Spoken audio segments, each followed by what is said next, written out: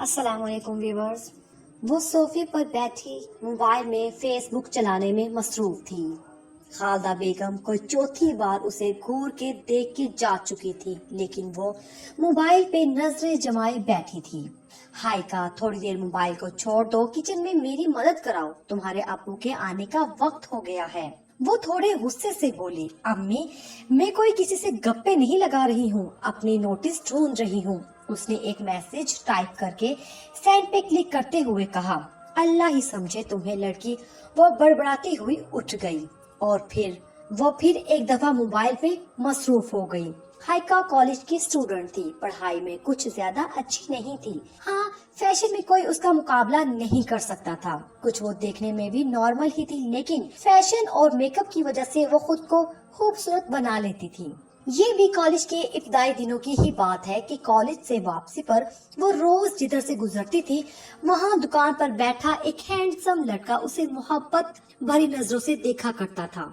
शुरू में तो उसने ध्यान ना दिया, लेकिन फिर आहिस्ता आहिस्ता वो इधर मतवज्जा होने लगी। वो रोज किसी न किसी बहाने दुकान पर जाने लगी। शुरू में बस आंखों आंखों में बात होती थी, लेकिन एक दिन जब पैसे वापस करने के बहाने उसने अपना नंबर भी हाइका के हाथ में थमा दिया, तो हाइका ने बगैर कोई हुज्जत किए चुपचाप ले लिया। और फिर ये राब्ता कब मैसेज से कॉल तक पहुंचा, उसे खुद भी पता नहीं चला। वो घंटों पढ़ाई का बहाना करके जुबैर के साथ बातों में मसरूफ रहती।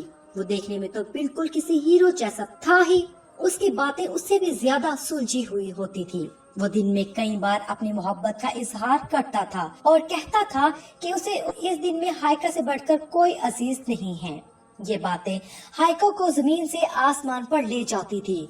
उसे इस दुनिया में जुबैर से बढ़कर कोई मोहब्बत कर ही नहीं सकता था। कब उसके इम्तिहान के दिन करीब आए उसे पता ही नहीं चला। वो तो बस दिन रात जुबैर से बातें करती थी। इम्तिहान जैसे तैसे होके गुजर गए, लेकिन अब भी उसकी मसरूफियत वही थी। वो घर के कामों में बिल्कुल खालदा बेगम की मदद नहीं करती थी और पूरा दिन मोबाइल में मसरूफ रहती थी। हाइका के अब्बू एक सरकारी टीचर थे। उनकी पूरे इलाके में बहुत इज्जत थी। गुजारा भी अच्छा चल रहा था, लेकिन उन्हें अपनी इज्जत से बढ़कर कुछ नहीं था। जुबैर, तुम बिला वजह की जिद कर रहे हो, मैं तुमसे मिलने नहीं आ सकती। कह दिया तो मतलब कह दिया। उसने अपनी आवाज को धीमा रखने की कोशिश की। वो इतने दिनों से उसे समझा समझा के थक गई थी, लेकिन वो एक ही जिद लेके बैठा था। क्यों तुम्हें मुझसे मोहब्बत नहीं या मुझ पे यकीन नहीं? जिस जगह यकीन ना हो वहाँ मोहब्बत का क्या फायदा? मैं कल रात इतना रोया हूँ, गिड़गिड़ाया हूँ, रो रो के मांगा है तुम्हें अल्लाह से, और तुम हो के मेरे लिए इतना नहीं कर सकती? वो नाराजगी से बोला, ठीक है ना, मैं मिलूंगी, क्यों नहीं मिलूंगी? तुम अपनी अम्मी से बात करो पहले। वो भी जिद्दी थी। कर चुका हूँ बात, वो बस मेरी नौकरी का इंतजार कर रही हैं। वो नॉर्मल अंदाज में बोला। और हाइका, बस अब इतना ही होता है, मैं तुम्हारे लिए अपना सब कुछ छोड़ने के लिए तैयार हूँ। तुम मेरे साथ एक दफा मिल नहीं सकती हो? बस मैं कल तुम्हारे कॉलेज के बाहर तुम्हारा इंतजार करूंगा। अगर तुम कल ना आए तो नताइज की जिम्मेदार तुम खुद होगी। और हाँ, एक दफा अपना व्हाट्सएप चेक कर लेना। उसने कॉल काट दी तो हाइका ने व्हाट्सएप पे देखा तो उसने अपना बाजू पर कट्स लगाए हुए थे। ये क्या पागलपन है जुबैर वो मैसेज टाइप कर रही थी, लेकिन रिप्लाई नहीं आया। वो रात तक इंतजार करती, लेकिन जवाब नहीं आया। सुबह तक वो फैसला कर चुकी थी। वो कॉलेज के गेट के पास खड़ा उसका इंतजार कर रहा था। हाइका चुपचाप अबाया में उसके पीछे बैठ गई। पाँव कांप रहे थे, लेकिन दिल के हाथों मजबूर थी। पहली मुलाकात के बाद हाइका उस पर और ज्यादा यकीन करने लगी थी। फिर वो अक्सर उसके साथ जाने लगी थी। वो खुद नहीं जानती थी उसका इंजाम क्या होने वाला था। जुबैर, ये लड़की कौन है? अहमद ने जुबैर की गैलरी की एक पिक्स ओपन करते हुए कहा। हाँ, एक घटिया लड़की। वो जोर से हंसा। अच्छा, तो भाई ने नई लड़की फंसाई है और हमें खबर भी ना होने दी। वो नाराजगी से बोला, अकेले अकेले ही मजे लूट लेते हो क्या? हमारा हिस्सा? काशिफ ने सिगरेट मुंह के साथ लगाते हुए कहा। तुम लोगों को भी हिस्सा मिलेगा बहुत जल्द, बस थोड़ा सा इंतजार करो। बहुत जल्द, बस थोड़ा सा इंतजार करो। वो कुछ सोचकर बोला, अहमद तू किसी खाली घर का इंतजाम कर, सोमवार वाले दिन मैं लड़की ले आऊंगा। वो कहते हुए उठ गया। वो दोनों शैतानी हंसी हंसे। अरे जुबैर, ये क्या, यहाँ क्यों ले आए हो? जुबैर को घर का दरवाजा खोलते देखकर हाइका ने हैरत से पूछा। कुछ नहीं, अम्मी से मिलवाने लाया हूँ यार। अच्छा तो ये था तुम्हारा सरप्राइज, तुम भी ना। वो मुस्कुराई और उसके साथ अंदर आ गई, लेकिन अंदर घर बिल्कुल खाली था। जुबैर, तुम्हारी अम्मी कहाँ हैं? वो कुछ डरते डरते बोली। अम्मी अंदर सो रही हैं, बस उठने ही वाली होंगी। तुम बैठो, मैं कुछ खाने के लिए लेके आता हूँ तुम्हारे। उसने नरमी से उसके गाल को छुआ, वो फिर थोड़ा और करीब आया और एक बोसा उसके गाल पर किया। वो थोड़ी पीछे हटी। जुबैर, अभी जाओ यहाँ से, अम्मी उठ गई तो क्या सोचेगी? वो शर्माते हुए बोली। वो उठ के बाहर निकल गया। जल्दी आना, अम्मी से दोस्त के घर का झूठ बोल के आई हूँ, उसने पीछे से आवाज लगाई।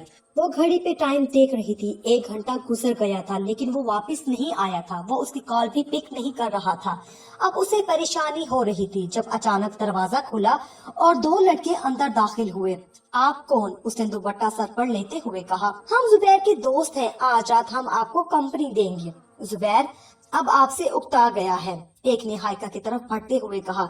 ये क्या बकवास है, दूर हटो मुझसे, मेरा जुबैर ऐसा नहीं कर सकता।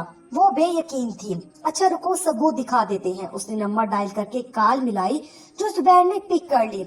हाँ, लड़की को छोड़ आया है घर? वो स्पीकर ऑन करते हुए बोला।